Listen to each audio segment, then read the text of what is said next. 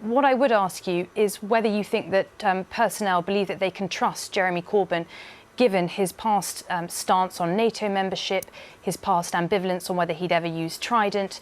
Do you really think that you will gain votes from this community with these pledges?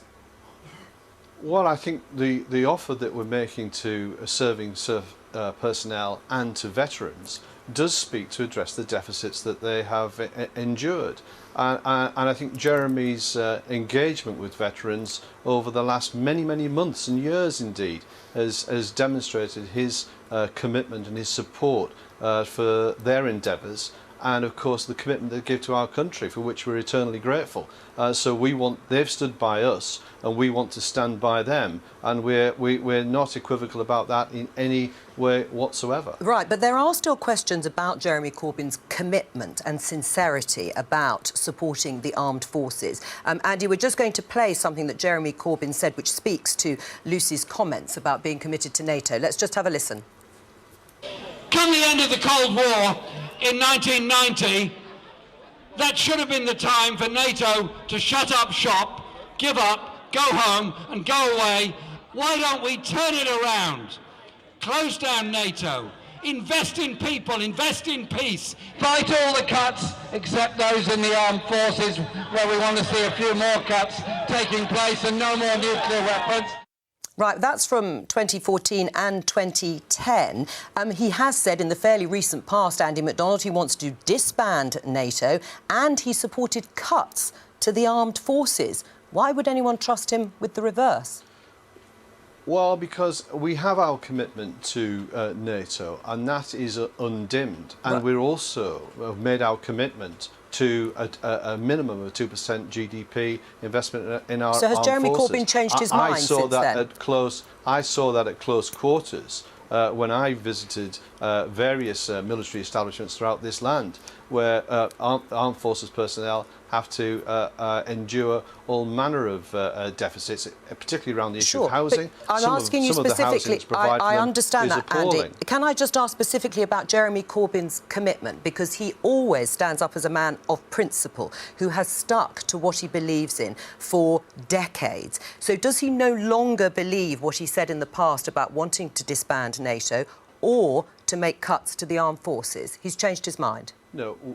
Our commitment to NATO is but Jeremy Corbyn's, because he would be the Prime Minister. And he is indeed, as you rightly say, Joe, a man of principle. He's also a man of peace, and he's principally concerned with making sure that we continue to negotiate and sue for peace across the world, and keep those conversations and relationships going, and resolve matters through diplomacy. You say that he is and resort to armed conflict as a last resort. Right. And that's exactly how it should be. Right, as a last resort, but his comments in the past, his opposition, as you say, to nuclear weapons, and the fact that he has never been able to say that he would use them even in the event as a deterrent, throws into doubt this whole idea of...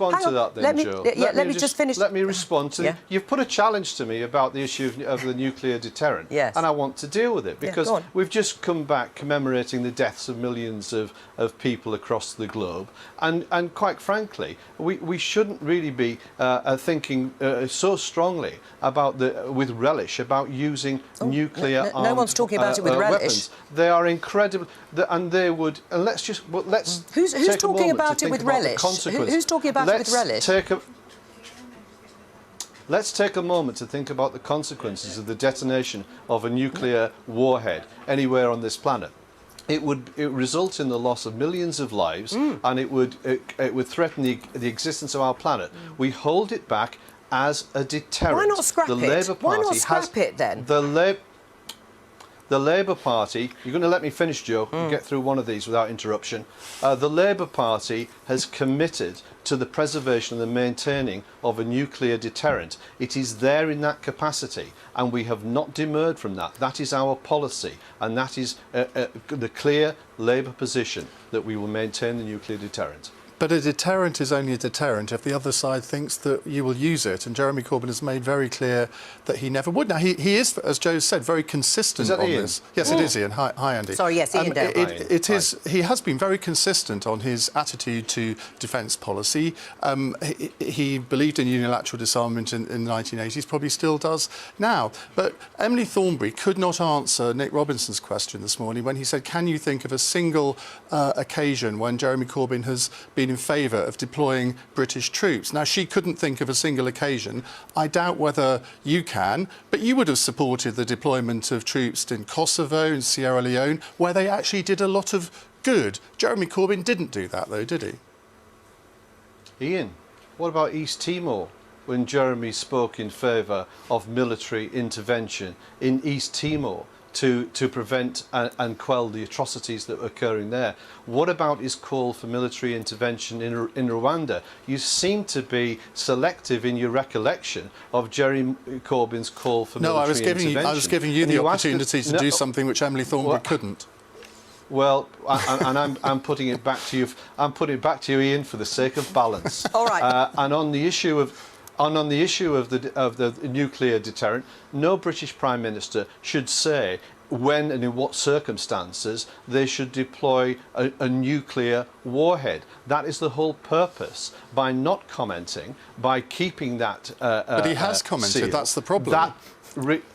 He's as a British Prime Minister, he will not be commenting on the deployment of nuclear weapons. But the thing is, we do know, Andy, we do know, but we do know his thoughts now. We do know his thoughts now, and what he has said in the past, and he's stuck very firmly to his views when it comes to a nuclear deterrent. And in fact, Emily Thornberry also implied in the earlier interview today that it would be a collective decision-making process when it came to how the UK would ever have to defend itself if that happened. Is that your understanding? It wouldn't be Prime Minister Jeremy Corbyn because of his views on a nuclear deterrent. It would be a collective decision-making process.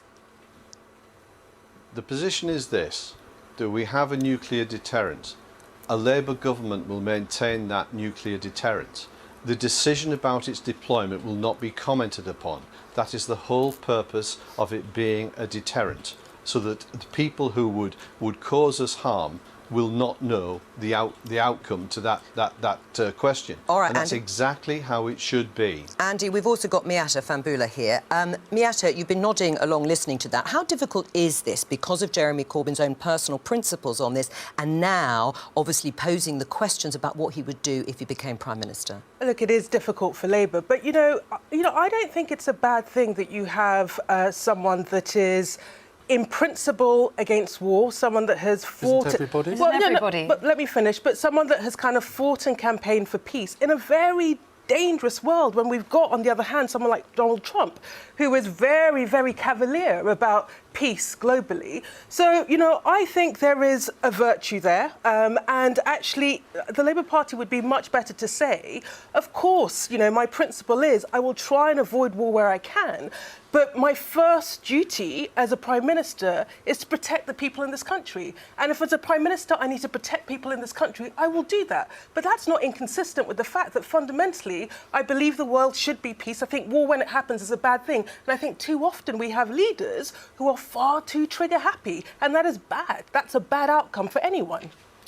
I'm sorry, I think that's a bit of a straw man argument. I don't think any leader sends, you know, British troops into harm's way with a lightness of heart or motive. No, but some leaders are more willing to do it than others. Some leaders are more willing to think about Jeremy Corbyn, war than they are he's not only diplomatic ever solutions. argued for peace, he's already tried to align himself against the West, potentially sometimes with countries and regimes that have been very anti-West and in conflict with us. So I think his views are not quite as friendly and cuddly as you present. No, and I'm not, this is not a defend of Jeremy Corbyn, but I do think that in a world where actually it makes me incredibly nervous when I see the stance of some of our political leaders. Like, it makes me very nervous when I think how precarious we are. I don't think it's a bad thing to be principled about peace. I don't think it's a bad thing to be squeamish and worried about war. I don't think it's a bad thing to call some of these things into question. Now, you know, and that's not defending Jeremy Corbyn, the man. That's not my job to do that. But I do think we need to have a slightly more... I do think we need to have a slightly more balanced debate about this. And, you know, we shouldn't...